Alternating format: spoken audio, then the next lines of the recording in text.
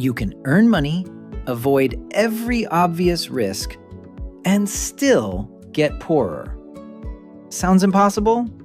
Happens every year. Today, we're ranking 10 income sources worst to best. Number 1 doesn't mean fastest or safest.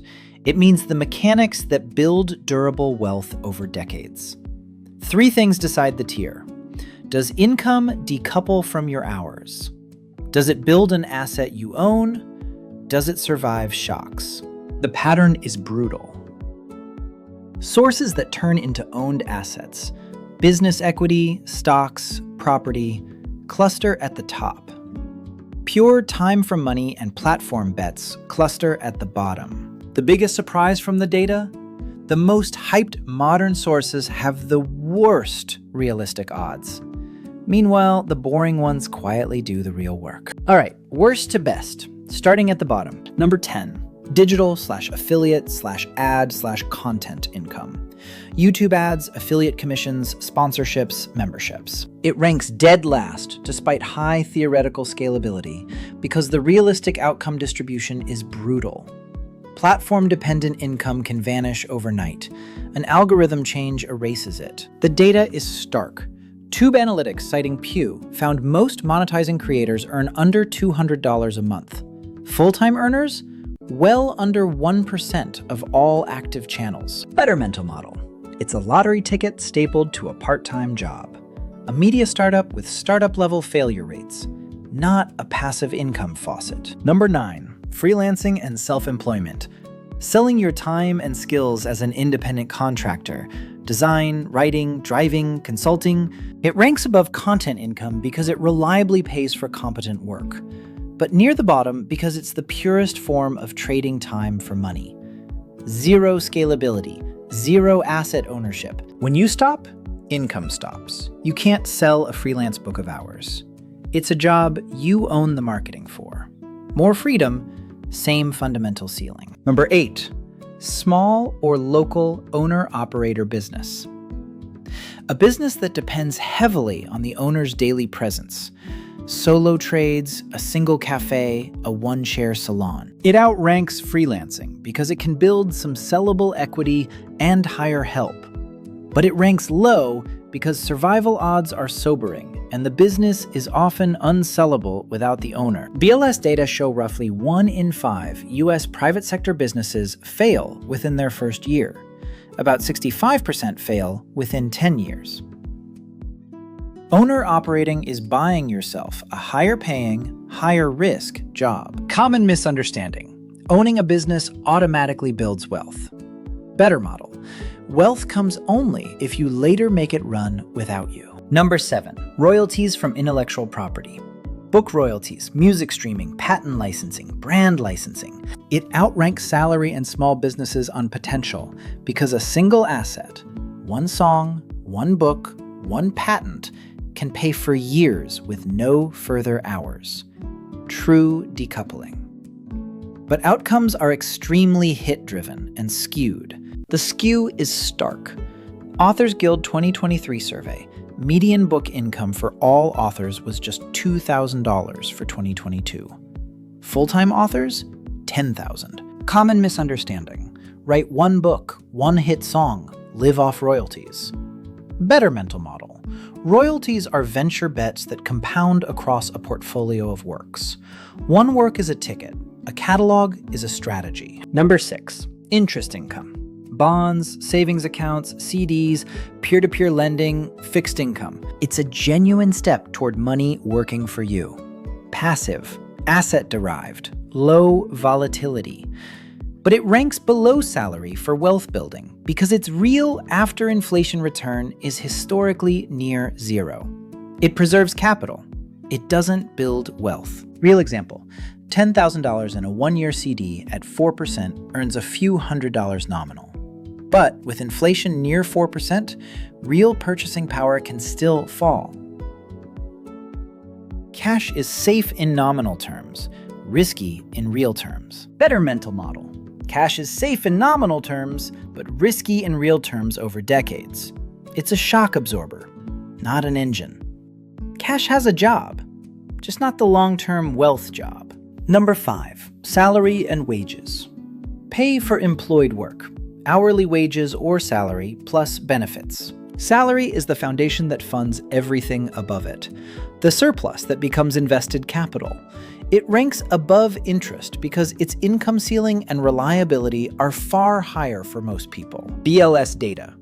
Median U.S. full-time worker earned roughly $64,000 per year. Investing 15% of that consistently into broad equities is how most ordinary wealth is actually built.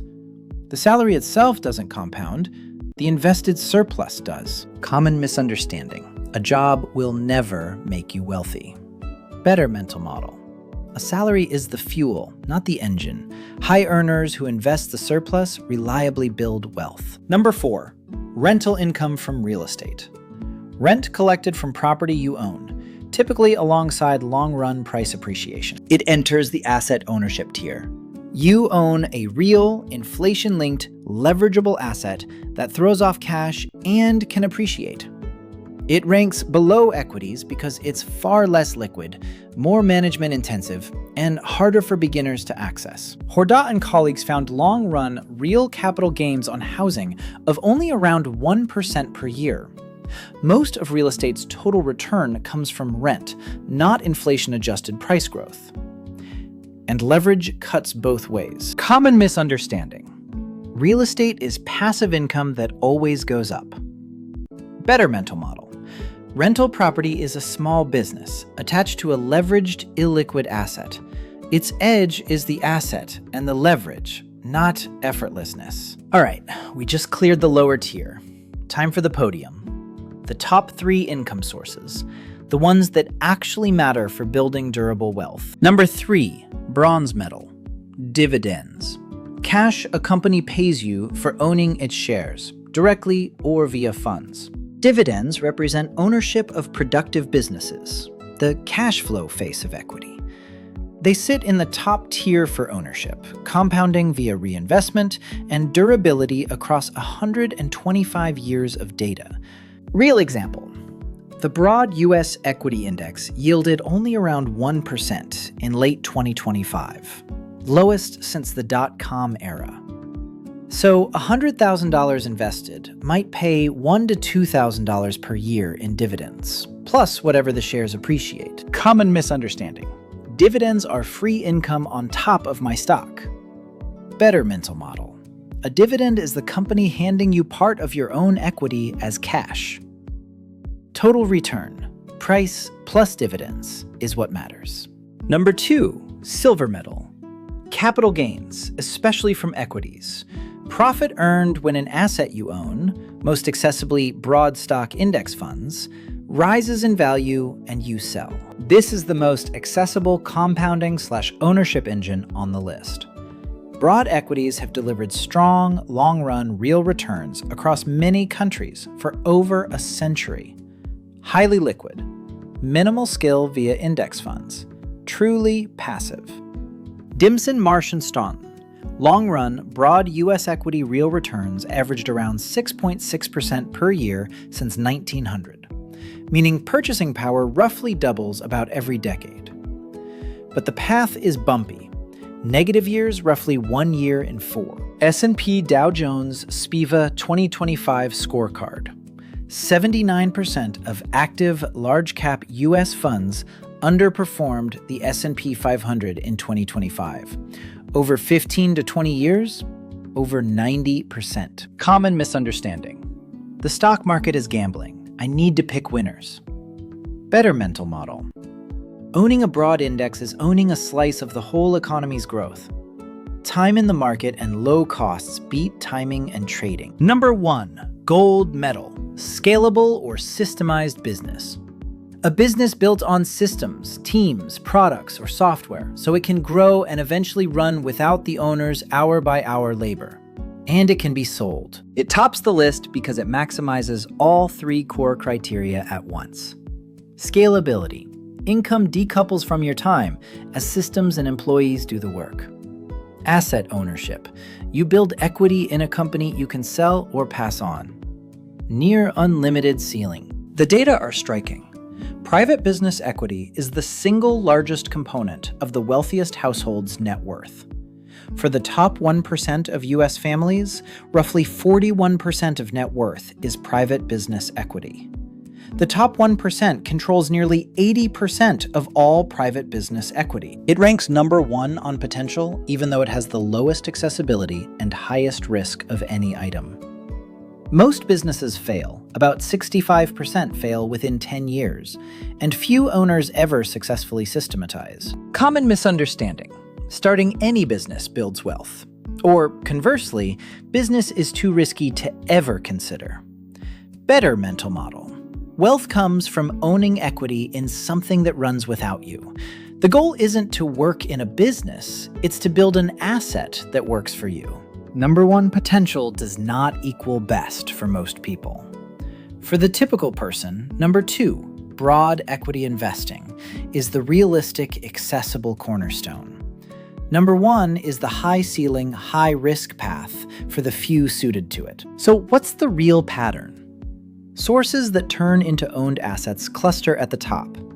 Pure time for money and platform bets cluster at the bottom.